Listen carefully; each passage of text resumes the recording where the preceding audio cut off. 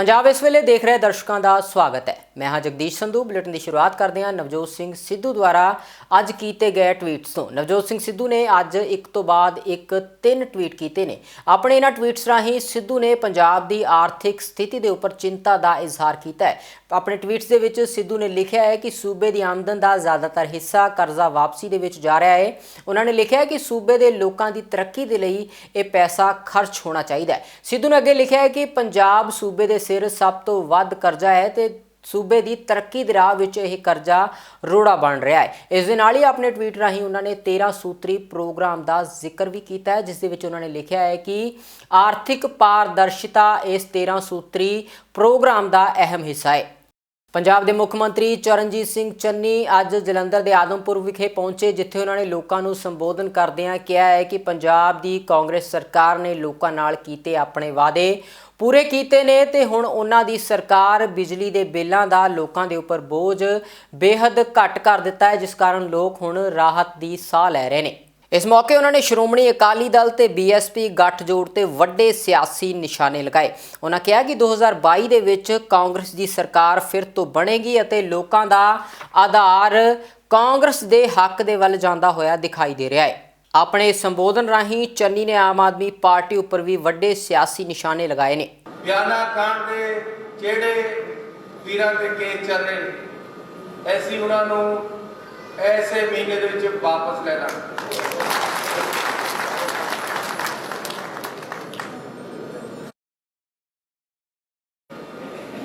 5 तो लेके 10 एकड़ जमीन देख लो, थानू उत्थे किसी पंचायत दे विच लेकिन बड़ी सड़क के उपर होवे ऐसी थानू 1 डिग्री कॉलेज देवांगे।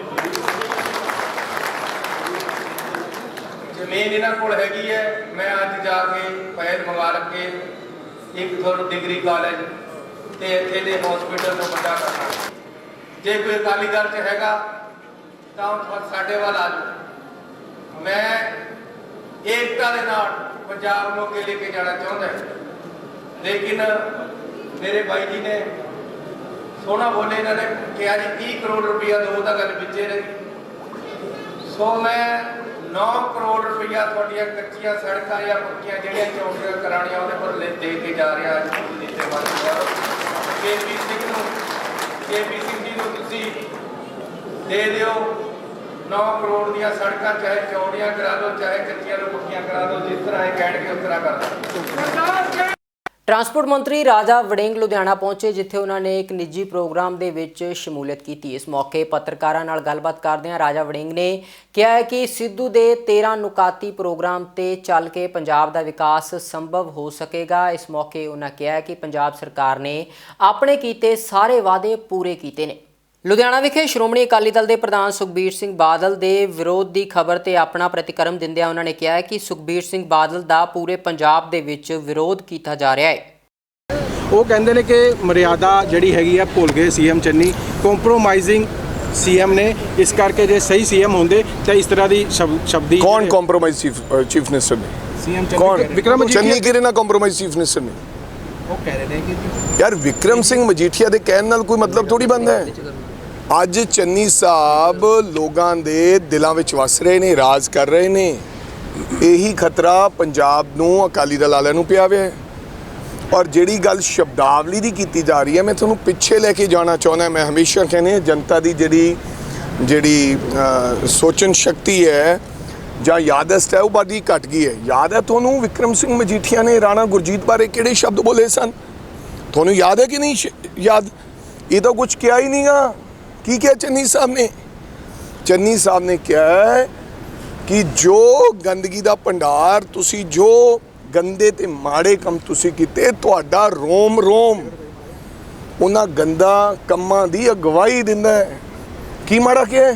बिल्कुल ना माफ़ी मंगी है, ना मंगन की लोड़ है। इहो जे व्यक्ति तो माफ़ी मंगना तो समझ लेना, मैं समझदा कि इस्तीफा दे दिए, इस तो चंगा। तो बिल्कुल कोई माफ़ी नहीं है, कोई किसी को गिला नहीं है। जो चन्नी साहब ने किया बिल्कुल सही किया। आउंदियां विधान सभा चोणां नूं लैके पंजाब दे विच सियासी सरगर्मी लगातार वधदी जा रही है। पंजाब BJP का एक प्रतिनिधि मंडल दिल्ली दौरे ते है। इस दौरे दौरान इस BJP के आगुआं दे प्रतिनिधि मंडल ने BJP प्रधान JP नड्डा दे नाल मुलाकात की है। इस मुलाकात दे विच आउण वालियां विधान सभा चोणां नूं लैके भी विचार चर्चा हुई है।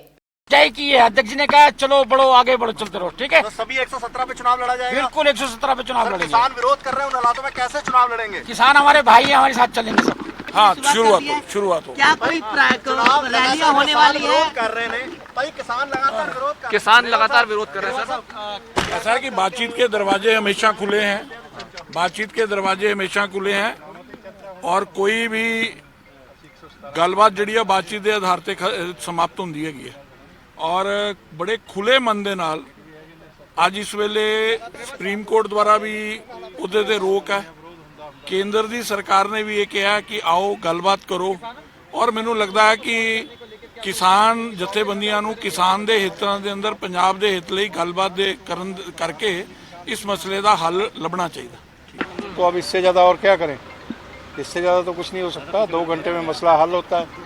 ये सियासी हितों से प्रेरित है और कांग्रेस ने ये आंदोलन चला रखा है। जैसे 2-2 लाख रुपए आप दे रहे हैं, जो लॉ को वायलेट करते हैं, जो कानून को तोड़ते हैं, उनकी मदद कर रहे हैं। ये क्या तरीका है उनको? गठबंधन की संभावनाओं को लेकर कोई बात हुई है क्या? कोई गठबंधन नहीं, कोई कुछ नहीं। हम 117 लड़ने जा रहे हैं। वो बाकी जब कोई बात करेगा तो यहाँ से बताएगा। लेकिन गरेवाल जी, जिस तरीके से माना जाए कि अब पंजाब विधानसभा की जो तैयारी है वो जोरों शोरों से शुरू कर दिया है बीजेपी ने। बिल्कुल बिल्कुल तैयारी पूरे जोरों शोरों ਨਾਲ ਆਉਣ ਵਾਲੇ ਦਿਨਾਂ 'ਚ ਤੁਹਾਨੂੰ ਉਹਦਾ ਫਰਕ ਵੀ ਮਹਿਸੂਸ ਹੋਊਗਾ। किसान समस्या का हल निकाल लिया जाएगा।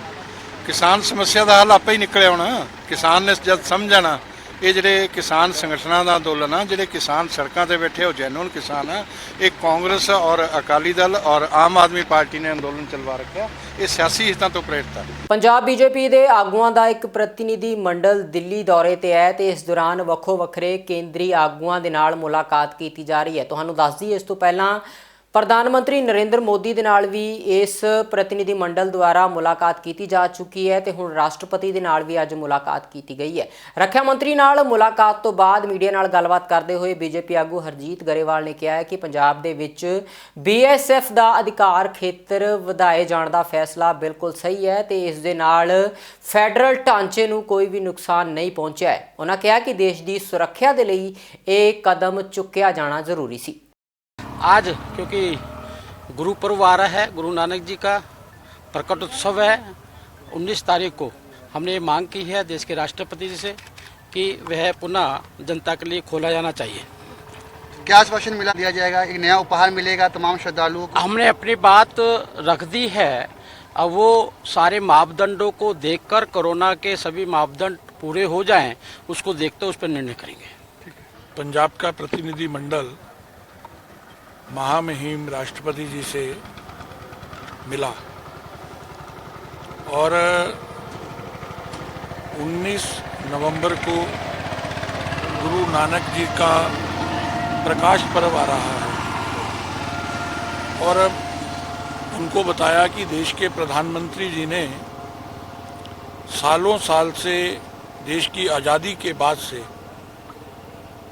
ये मांग चल रही थी, जो नानक नाम लेवा हैं और जो सिख हैं, कि करतारपुर साहब में श्रद्धालुओं के लिए खुलना चाहिए और देश के प्रधानमंत्री जी ने उस मांग को पूरा करते हुए करतारपुर लांघा बनवाया था। तो ऐसे में हम सब की भावनाओं का ध्यान रखते हुए गुरुपूर्व से पहले इसको खोला जाए, ये प्रार्थना लेकर हम लोग महामहिम राष्ट्रपति को मिले हैं। ये बहुत अच्छा काम किया है भारत सरकार ने और विधानसभा का ये कार्य क्षेत्र ही नहीं है कि वो सबको इस पे रेजोल्यूशन लाएं या और लाएं। ये 1968 का एक्ट है, तो उन्होंने अच्छा किया। लेकिन गरेवाल साहब, अगर बात करें लगातार जिस तरीके से करतारपुर कॉरिडोर खोलने की बात हो रही है, इसको लेकर भी कोई चर्चा हुई है? वो तो अब खुल जाएगा। करतारपुर कॉरिडोर तो खुलेगा, करतारपुर कॉरिडोर खुल रहा और बहुत अच्छी गल है। सरकार पॉजिटिव हैगी है और सरकार ही खोलना चाहती है। लेकिन क्या लगता है कि किसानों का आंदोलन को लेकर भी कोई बातचीत हुई है? किसानों का आंदोलन तो किसान जथेबंदियां खुद नहीं खत्म कर रही हैं और कोई गलबात की जरूरत नहीं है। वो तो अब किसान हित कानून बनाए हुए हैं, कोई ऐसी गल। क्या चुनाव को लेकर भी कोई चर्चा हुई है? वो तो सब होंगी है, जो पोलिटिकल लोग मिलते चर्चा होनी है। असी पंजाब च काम कर रहे हैं तो सानू केंद्र चों आशीर्वाद मिलता ही है। अच्छा, राष्ट्रपति से मुलाकात होनी है, एजेंडा क्या है राष्ट्रपति से मुलाकात का? करतारपुर कॉरिडोर है भाई, उसके खोलने के लिए वो संवैधानिक प्रमुख हैं कंट्री के, उनको मिल रहे हैं। ठीक है। ਸ਼੍ਰੋਮਣੀ ਅਕਾਲੀ ਦਲ ਦੇ ਪ੍ਰਧਾਨ ਸੁਖਬੀਰ ਸਿੰਘ ਬਾਦਲ ਅੰਮ੍ਰਿਤਸਰ ਵਿਖੇ ਪਹੁੰਚੇ, ਜਿੱਥੇ ਉਹਨਾਂ ਨੇ SGPC ਦੇ 101 ਸਾਲ ਪੂਰੇ ਹੋਣ ਦੇ ਸੰਬੰਧ ਦੇ ਵਿੱਚ ਕਰਵਾਏ ਗਏ ਇੱਕ ਸਮਾਗਮ ਦੇ ਵਿੱਚ ਸ਼ਮੂਲੀਅਤ ਕੀਤੀ। ਇਸ ਮੌਕੇ SGPC ਦੇ ਕੁਰਬਾਨੀਆਂ ਭਰੇ ਇਤਿਹਾਸ ਤੇ ਸੁਖਬੀਰ ਸਿੰਘ ਬਾਦਲ ਵੱਲੋਂ ਚਾਨਣਾ ਪਾਇਆ ਗਿਆ। ਸ਼੍ਰੋਮਣੀ ਅਕਾਲੀ ਦਲ ਨੂੰ ਹੀ ਮੰਨਦਾ ਹੈ ਆਪਣੀ ਜਥੇਬੰਦੀ। ਸ਼੍ਰੋਮਣੀ ਗੁਰਦੁਆਰਾ ਪ੍ਰਬੰਧਕ ਕਮੇਟੀ ਦੇ ਜੋ ਕੰਮ ਕੀਤੇ ਹੈ, ਜੇ ਤੁਸੀਂ ਬਰੀਕੀ ਨਾ ਦੇਖੋ, ਇਹ ਜੇ ਕੰਮ ਕੀਤੇ ਹੈ, ਇਹ ਜੀ ਸੇਵਾ ਸੰਭਾਲ ਕਰਦੇ ਹੈ, ਨਿੰਦਣਾ ਬੜਾ ਸੌਖਾ ਹੈ। ਨਿੰਦਣਾ ਬੜਾ ਸੌਖਾ, ਜਿਹਨੇ ਕੋਈ ਕੰਮ ਡੱਕਾ ਕੀਤਾ ਨਹੀਂ ਹੁੰਦਾ, ਆਪ ਕੰਮ ਕੀਤਾ ਨਹੀਂ ਹੁੰਦਾ, ਆਪ ਸੇਵਾ ਕੀਤੀ ਹੋਣੀ ਹੈ, ਉਹ ਨਿੰਦਕ ਜ਼ਿਆਦੇ ਹੁੰਦੇ ਹੈ। ਕਿੰਨੇ ਸਕੂਲ, ਕਿੰਨੇ ਕਾਲਜ, ਕਿੰਨੇ ਹਸਪਤਾਲ, ਕਿੰਨੇ ਕੈਂਪ। ਹੁਣ ਕੋਵਿਡ ਦੀ ਬਿਮਾਰੀ 'ਚ ਪੰਜਾਬ ਸਰਕਾਰ ਕਾਂਗਰਸ ਦੀ ਘਰੇ ਵੜ ਗਈ ਸੀ, ਜੇ ਨਿਕਲੀ ਸ਼੍ਰੋਮਣੀ ਗੁਰਦੁਆਰਾ ਪ੍ਰਬੰਧਕ ਕਮੇਟੀ। ਜੇ ਕੋਵਿਡ ਦੀ ਲੜਾਈ ਵਿੱਚ ਪੰਜਾਬ ਦੀ ਸਰਕਾਰ ਨਹੀਂ ਨਿਕਲ ਰਹੀ ਸੀ ਗਰੀਬ ਨੂੰ ਲੰਗਰ ਸੇਵਾ ਕਰਨ ਵਾਸਤੇ, ਨਿਕਲੀ ਸ਼੍ਰੋਮਣੀ ਗੁਰਦੁਆਰਾ ਪ੍ਰਬੰਧਕ ਕਮੇਟੀ। ਦਿੱਲੀ ਸਰਕਾਰ, ਸੈਂਟਰ ਸਰਕਾਰ ਬੈਠੀ ਹੈ, ਉੱਥੇ ਹਸਪਤਾਲਾਂ 'ਚ ਆਕਸੀਜਨ ਹੈ ਨਹੀਂ ਸੀ ਤੇ ਲੰਗਰ ਸੇਵਾ ਕੀਤੀ ਸ਼੍ਰੋਮਣੀ ਗੁਰਦੁਆਰਾ ਦਿੱਲੀ ਗੁਰਦੁਆਰਾ ਪ੍ਰਬੰਧਕ ਕਮੇਟੀ। ਜੇ ਉੱਥੇ ਘਰ ਘਰ ਲੰਗਰ ਪਹੁੰਚਾਇਆ ਦਿੱਲੀ ਗੁਰਦੁਆਰਾ ਪ੍ਰਬੰਧਕ ਕਮੇਟੀ। ਜਦੋਂ ਮੁਸ਼ਕਿਲ ਆਦੀ ਉਦੋਂ ਸਰਕਾਰਾਂ ਨਿਕਲੀਆਂ ਨਹੀਂ, ਹੋਰ ਉਦੋਂ ਡਰਦੇ ਕੋਈ ਨਿਕਲੇ ਨਹੀਂ, ਤੇ ਆਪਣੇ ਭੈਣ ਭਰਾ ਨਿਕਲੇ ਸੇਵਾ ਕਰਨ ਵਾਸਤੇ। ਉਦੋਂ ਕਿਸੇ ਦਿੱਲੀ ਗੁਰਦੁਆਰਾ ਪ੍ਰਬੰਧਕ DGPC ਨੇ ਕਿਸੇ ਨੇ ਕਿਹਾ ਕਿ ਆ ਹਿੰਦੂ ਹੈ, ਸਿੱਖ ਹੈ, ਉਹ ਹੈ। ਸਾਡੇ ਗੁਰੂ ਸਾਹਿਬਾਨ ਨੇ ਸਰਬੱਤ ਦੇ ਭਲੇ ਦੀ ਆਪਾਂ ਨੂੰ ਗੱਲ ਸਿਖਾਈ ਹੈ। ਸਰਬੱਤ ਦੇ, ਮੈਂ ਕਹਿ ਸਕਦਾ ਸਿੱਖ ਧਰਮ ਸਭ ਤੋਂ ਸੈਕੂਲਰ ਧਰਮ ਜੇ ਹੈ, ਆਪਣਾ ਸਿੱਖ ਧਰਮ ਹੈ, ਜੋ ਸਾਰਿਆਂ ਦਾ ਭਲਾ ਸੋਚਦਾ ਹੈ, ਸਰਬੱਤ ਦਾ ਭਲਾ ਸੋਚਦਾ ਹੈ। ਸੂਬੇ ਭਰ ਦੇ ਵਿੱਚ PRTC ਦੇ ਕੱਚੇ ਮੁਲਾਜ਼ਮਾਂ ਵੱਲੋਂ ਆਪਣੀਆਂ ਮੰਗਾਂ ਨੂੰ ਲੈ ਕੇ ਲਗਾਤਾਰ ਰੋਸ ਪ੍ਰਦਰਸ਼ਨ ਕੀਤੇ ਜਾ ਰਹੇ ਨੇ ਤੇ ਹੁਣ PRTC ਦੇ ਮੁਲਾਜ਼ਮਾਂ ਵੱਲੋਂ ਅੱਜ ਸੰਕੇਤਕ ਤੌਰ ਤੇ ਧਰਨਾ ਦਿੱਤਾ ਗਿਆ ਤੇ ਸੂਬਾ ਸਰਕਾਰ ਨੂੰ ਕਿਹਾ ਗਿਆ ਕਿ ਜੇਕਰ ਉਹਨਾਂ ਦੀਆਂ ਮੰਗਾਂ ਜਲਦ ਪੂਰੀਆਂ ਨਾ ਕੀਤੀਆਂ ਗਈਆਂ ਤਾਂ 23 ਤਰੀਕ ਨੂੰ ਸੂਬੇ ਭਰ ਦੇ ਵਿੱਚ ਚੱਕਾ ਜਾਮ ਕੀਤਾ ਜਾਵੇਗਾ। PRTC ਮੁਲਾਜ਼ਮਾਂ ਨੇ ਸੰਘਰਸ਼ ਹੋਰ ਤਿੱਖਾ ਕਰਨ ਦੀ ਚੇਤਾਵਨੀ ਸੂਬਾ ਸਰਕਾਰ ਨੂੰ ਦਿੱਤੀ ਹੈ। ਪਨਬਸ ਤੇ PRTC ਦੇ ਵਿੱਚ ਪਿਛਲੇ ਲੰਬੇ ਸਮੇਂ ਤੋਂ ਕੰਟਰੈਕਟ ਤੇ ਆਊਟਸੋਰਸ ਤੇ ਕੰਮ ਕਰਦੇ ਆ ਰਹੇ ਆ ਤੇ ਅਸੀਂ ਲਗਾਤਾਰ ਸਰਕਾਰ ਤੋਂ ਮੰਗ ਕਰ ਰਹੇ ਹਾਂ ਕਿ ਸਾਡੀਆਂ ਜਿਹੜੀਆਂ ਨੌਕਰੀਆਂ ਨੇ ਇਹਨਾਂ ਨੂੰ ਰੈਗੂਲਰ ਕੀਤਾ ਜਾਵੇ, ਪਰ ਲੰਬੇ ਸਮੇਂ ਤੋਂ ਸੰਘਰਸ਼ ਦੇ ਬਾਵਜੂਦ ਜਿਹੜੇ ਸਾਡੀਆਂ ਮੰਗਾਂ ਨੇ ਇਹਨਾਂ ਨੂੰ ਮੰਨਿਆ ਨਹੀਂ ਜਾ ਰਿਹਾ। ਸੋ ਅੱਜ ਮਜਬੂਰ ਹੋ ਕੇ ਦੁਬਾਰਾ ਅਸੀਂ ਸੰਘਰਸ਼ਾਂ ਦੇ ਰਾਹ ਤੇ ਪਏ। ਸਰ ਕਿੰਨੇ ਵਜੇ ਤੋਂ ਕਿੰਨੇ ਵਜੇ ਤੱਕ ਜਿਹੜੀ ਗੇਟ ਰੈਲੀ ਕੀਤੀ ਗਈ ਅੱਜ? ਕਿਉਂਕਿ ਪਿਛਲੇ ਸਮੇਂ ਦੇ ਵਿੱਚ ਜਦੋਂ ਕੈਪਟਨ ਅਮਰਿੰਦਰ ਸਿੰਘ ਮੁੱਖ ਮੰਤਰੀ ਸੀ, ਉਦੋਂ ਅਸੀਂ ਅਣਮਿੱਥੇ ਸਮੇਂ ਦੀ ਹੜਤਾਲ ਤੇ ਬੈਠੇ ਸੀ, ਜਿਹੜੀ ਕਿ 9 ਦਿਨ ਚੱਲੀ ਸੀ। ਉਹ 9 ਦਿਨ ਦੀ ਹੜਤਾਲ ਤੋਂ ਬਾਅਦ ਸਾਨੂੰ ਵਾਅਦਾ ਦਿੱਤਾ ਗਿਆ ਸੀ ਕਿ ਕੁਝ ਆਉਣ ਵਾਲੇ ਸਮੇਂ 'ਚ ਤੁਹਾਡੇ ਜਿਹੜਾ ਗਾ ਰੋਜ਼ਗਾਰ ਦਾ ਹੱਲ ਕੀਤਾ ਜਾਊ, ਪਰ ਉਸ ਟਾਈਮ ਉਹਨਾਂ ਨੇ ਹੜਤਾਲ ਖੁਲਵਾ ਲਈ ਸੀ, ਪਰ ਹੱਲ ਫੇਰ ਕੁਝ ਨਹੀਂ ਹੋਇਆ। ਜਦੋਂ ਚੰਨੀ ਸਾਹਿਬ ਮੁੱਖ ਮੰਤਰੀ ਬਣਦੇ ਨੇ ਤਾਂ ਇਹਨਾਂ ਨੇ ਸਾਡੇ ਤੋਂ 20 ਦਿਨ ਦਾ ਸਮਾਂ ਮੰਗਿਆ ਸੀ, ਜਿਹੜਾ ਕਿ ਅੱਜ ਤਕਰੀਬਨ 2 ਮਹੀਨੇ ਲੰਘ ਗਏ ਨੇ, ਪਰ ਹਜੇ ਤੱਕ ਇਹਨਾਂ ਨੇ ਕੋਈ ਵੀ ਪਾਲਿਸੀ ਨਹੀਂ ਬਣਾਈ ਆ। ਜਿਹੜੀ ਪਾਲਿਸੀ ਸੁਣਨ 'ਚ ਵੀ ਆ ਰਹੇ ਆ, ਉਹ ਸਿਰਫ ਹਜੇ ਤੱਕ ਖਿਆਲਾਂ ਦੇ ਵਿੱਚ ਹੀ ਆ, ਕੋਈ ਵਾਰ ਨਹੀਂ ਪਾਲਿਸੀ ਨਿਕਲ ਕੇ ਨਹੀਂ ਆਈ। ਸੋ ਮਜਬੂਰ ਹੋ ਕੇ ਸਾਨੂੰ ਦੁਬਾਰਾ ਸੰਘਰਸ਼ ਕਰਨੇ ਪੈ ਰਹੇ ਨੇ। ਅੱਜ 15 ਤਰੀਕ ਨੂੰ ਪੰਜਾਬ ਦੇ ਜਿਹੜੇ PRTC ਤੇ ਪੰਜਾਬ ਰੋਡਵੇਜ਼ ਦੇ 27 ਬੱਸ ਸਟੈਂਡ ਨੇ, ਉੱਥੇ ਗੇਟ ਰੈਲੀਆਂ ਕਰਕੇ ਬੱਸਾਂ ਦੇ ਵਿੱਚ ਸਰਕਾਰ ਦਾ ਭੰਡੀ ਪ੍ਰਚਾਰ, ਜਿਹੜੀਆਂ ਸਰਕਾਰ ਦੀਆਂ ਮਾੜੀਆਂ ਨੀਤੀਆਂ ਨੇ, ਉਹ ਆਮ ਲੋਕਾਂ 'ਚ ਲੈ ਕੇ ਜਾਵਾਂਗੇ। ਉਸ ਤੋਂ ਬਾਅਦ ਅਸੀਂ 23 ਤਰੀਕ ਨੂੰ ਹੜਤਾਲ ਤੇ ਜਾ ਰਹੇ ਹਾਂ। ਜੇਕਰ ਸਾਡੀ ਹੜਤਾਲ ਦੇ ਵਿੱਚ ਹੱਲ ਨਾ ਹੋਇਆ ਤਾਂ ਉਹ ਜਿਹੜੀ ਹੜਤਾਲ ਆ ਉਹ ਅਣਮਿੱਥੇ ਸਮੇਂ ਦੀ ਹੜਤਾਲ ਹੋਊਗੀ। ਕਾਰਨ ਤਾਂ ਇਹੀ ਹੈ ਜੀ, ਅਸੀਂ 15 ਸਾਲਾਂ ਤੋਂ PRTC ਦੇ ਵਿੱਚ ਸੇਵਾ ਨਿਭਾ ਰਹੇ ਹਾਂ ਔਰ ਲੋਕਾਂ ਨੂੰ ਸੁੱਖ ਸਹੂਲਤਾਂ ਵੀ ਦੇਖੀਆਂ, ਪਰ ਸਾਨੂੰ ਸਰਕਾਰ ਅਜੇ ਤੱਕ ਕੁਝ ਨਹੀਂ ਦੇ ਰਹੀ। ਸਿਰਫ ਲਾਰਿਆਂ ਤੋਂ ਸਿਵਾ ਸਾਨੂੰ ਕੁਝ ਨਹੀਂ ਮਿਲਦਾ। ਸੰਘਰਸ਼ ਅਸੀਂ ਸਰਕਾਰ ਦੇ ਖਿਲਾਫ ਬਹੁਤ ਚਿਰ ਤੋਂ ਕਰ ਰਹੇ ਹਾਂ ਜੀ। ਦੇਖੋ ਜੀ, ਅੱਜ ਸਾਡੀ 15 ਤਰੀਕ ਨੂੰ ਗੇਟ ਰੈਲੀ ਆ। ਕੱਲ੍ਹ ਤੋਂ ਸਾਡਾ ਭੰਡੀ ਪ੍ਰਚਾਰ ਸ਼ਹਿਰਾਂ ਦੇ ਵਿੱਚ ਬੱਸ ਅੱਡਿਆਂ 'ਚ ਸ਼ੁਰੂ ਹੋ ਜਾਊਗਾ ਜੀ। ਡਿਊਟੀਆਂ ਲਾਵਾਂਗੇ ਅਸੀਂ ਸਾਡੇ ਮੁਲਾਜ਼ਮਾਂ ਦੀਆਂ, ਡਿਪੂਆਂ ਦੇ ਵਿੱਚ ਅੱਡਿਆਂ 'ਚ ਭੰਡੀ ਪ੍ਰਚਾਰ ਕਰਨਗੇ। ਉਸ ਤੋਂ ਬਾਅਦ ਅਸੀਂ 23 ਤਰੀਕ ਨੂੰ ਅਣਮਿੱਥੇ ਸਮੇਂ ਦੀ ਹੜਤਾਲ ਤੇ ਜਾਵਾਂਗੇ। ਜਮਾਂ ਐਨ ਚੱਕਾ ਜਾਮ ਕਰ ਦਾਂਗੇ ਜੀ। ਇੱਕ ਵੀ ਬੱਸ ਆ ਜਿਹੜੀ PRTC ਪਨਬਸ ਦੀ ਨਹੀਂ ਚੱਲੂਗੀ।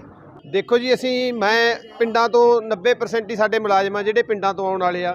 ਹਰੇਕ ਜਿਵੇਂ ਮੈਂ ਆ ਜੀ, ਮੈਂ ਇੱਥੇ ਨੌਕਰੀ ਕਰਦਾ, ਮੇਰੇ ਮਗਰ 8 ਜੀ ਨੇ ਜੀ।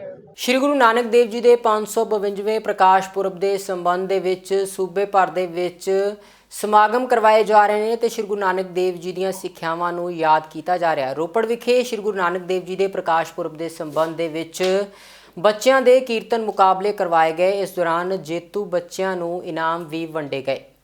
ਇਹ ਸਮਾਗਮ ਧੰਨ ਧੰਨ ਸਾਹਿਬ ਸ੍ਰੀ ਗੁਰੂ ਨਾਨਕ ਦੇਵ ਜੀ ਦੇ 552ਵੇਂ ਪ੍ਰਕਾਸ਼ ਉਤਸਵ ਨੂੰ ਦੀ ਖੁਸ਼ੀ ਦੇ ਵਿੱਚ ਗੁਰਦੁਆਰਾ ਪ੍ਰਬੰਧਕ ਕਮੇਟੀ ਪਿੰਡ ਬੜੀ ਹਵੇਲੀ ਵੱਲੋਂ ਬੱਚਿਆਂ ਦੇ ਕੀਰਤਨ ਮੁਕਾਬਲੇ ਕਰਵਾਏ ਜਾ ਰਹੇ ਹਨ। ਕਿਹੜੇ ਵਰਗ ਦੇ ਵਿੱਚ ਬੱਚੇ ਕਿੰਨੀਆਂ ਟੀਮਾਂ ਸ਼ਾਮਲ? ਇਸ ਵਰਗ ਦੇ ਵਿੱਚ 9 ਤੋਂ 13 ਸਾਲ ਦੇ ਬੱਚੇ ਔਰ 13 ਸਾਲ ਤੋਂ 22 ਸਾਲ ਦੇ ਬੱਚਿਆਂ ਦੇ 2 ਟੀਮਾਂ ਦੇ ਮੁਕਾਬਲੇ ਕਰਵਾਏ ਜਾ ਰਹੇ ਹਨ। ਕੀ ਪ੍ਰਾਈਜ਼ ਰੱਖੀ ਹੈ ਬੱਚਿਆਂ ਨੂੰ? ਇਹਨਾਂ ਬੱਚਿਆਂ ਨੂੰ ਮੋਮੈਂਟੋ ਔਰ ਕੈਸ਼ ਔਰ ਬੱਚਿਆਂ ਨੂੰ ਸਰਟੀਫਿਕੇਟ ਦਿੱਤੇ ਜਾਣਗੇ ਜੀ। ਇਸ ਸਮਾਗਮ ਦਾ ਮਕਸਦ ਕੀ ਹੈ? ਇਸ ਸਮਾਗਮ ਦਾ ਮੇਨ ਮਕਸਦ ਇਹ ਹੈ ਕਿ ਬੱਚੇ ਜੋ ਸਿੱਖ ਇਤਿਹਾਸ ਤੋਂ ਬਹੁਤ ਦੂਰ ਚਲੇ ਗਏ ਉਹਨਾਂ ਨੂੰ ਬੱਚਿਆਂ ਨੂੰ ਸਿੱਖ ਇਤਿਹਾਸ ਨਾਲ ਜੋੜਨਾ, ਨਸ਼ਿਆਂ ਤੋਂ ਬਚਾਉਣਾ ਔਰ ਗੁਰਦੁਆਰਿਆਂ ਦੇ ਦਰਸ਼ਨ ਕਰਵਾਉਣ ਵਾਸਤੇ ਅਸੀਂ ਇਹਦੇ ਨਾਲ ਦਰਸ਼ਨ ਕਰਵਾਉਣੇ ਔਰ ਇਹਨਾਂ ਨੂੰ ਸਿੱਖੀ ਬਾਰੇ ਗਿਆਨ ਦੇਣ ਵਾਸਤੇ ਕਰ ਰਹੇ ਹਾਂ। ਅਸੀਂ ਸਾਰੇ ਮਾਂ-ਬਾਪ ਨੂੰ ਇਹ ਅਪੀਲ ਕਰਦੇ ਹਾਂ ਕਿ ਸਭ ਤੋਂ ਪਹਿਲਾਂ ਤਾਂ ਆਪਣੇ ਪਿੰਡ ਦੇ ਨੇੜੇ ਦੇ ਗੁਰਦੁਆਰੇ ਦੇ ਵਿੱਚ ਗੁਰੂ ਘਰਾਂ ਦੇ ਬੱਚਿਆਂ ਨੂੰ ਭੇਜੋ ਔਰ ਆਪਣੇ ਬੱਚਿਆਂ ਨੂੰ ਗੁਰੂ ਇਤਿਹਾਸ ਨਾਲ ਜੋੜੋ। ਗੁਰਦੁਆਰਾ ਫਤਿਹਗੜ੍ਹ ਸਾਹਿਬ, ਗੁਰਦੁਆਰਾ ਚਮਕੌਰ ਸਾਹਿਬ ਔਰ ਇਹਨਾਂ ਗੁਰਦੁਆਰਿਆਂ ਦੇ ਦਰਸ਼ਨ ਕਰਾਓ ਤਾਂ ਜੋ ਬੱਚਿਆਂ ਨੂੰ ਸਾਡੇ ਸਿੱਖ ਇਤਿਹਾਸ ਬਾਰੇ ਜਾਣਕਾਰੀ ਮਿਲੇ ਔਰ ਉਹਨਾਂ ਨੂੰ ਸੇਧ ਮਿਲੇ ਔਰ ਤਾਂ ਜੋ ਇਹ ਬੱਚੇ ਆਪਣੇ ਸਿੱਖ ਇਤਿਹਾਸ ਬਾਰੇ ਜਾਣਨ। ਪੰਜਾਬ ਇਸ ਵੇਲੇ 'ਚ ਫਿਲਹਾਲ ਇੰਨਾ ਹੀ। ਹੁਣ ਮੈਨੂੰ ਦਿਓ ਇਜਾਜ਼ਤ। ਬਹੁਤ ਬਹੁਤ ਧੰਨਵਾਦ।